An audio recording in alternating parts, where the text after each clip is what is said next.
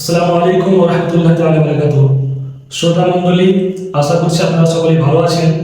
তো আজকের যে টপিক সেটি হচ্ছে ওযুর বিষয়।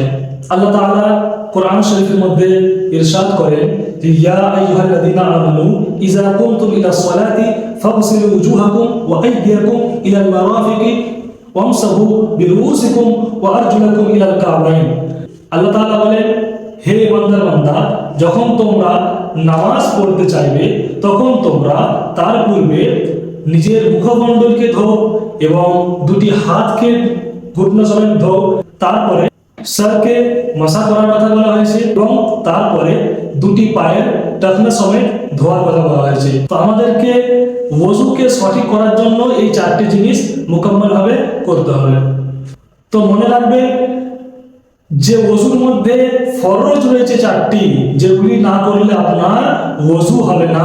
তার মধ্যে 1 নম্বরে চেহারা মুখমণ্ডলকে ধোয়া একবার, 2 নম্বর হচ্ছে দুইটি হাত এই কোণে সমেত ধোয়া একবার, 3 নম্বর হচ্ছে মাথা মাসা করা 4 ভাগের 1 ভাগ একবার, এবং 4 নম্বর হচ্ছে নিজের পায়ের ঘুটনা সেটাকে একবার ধোয়া।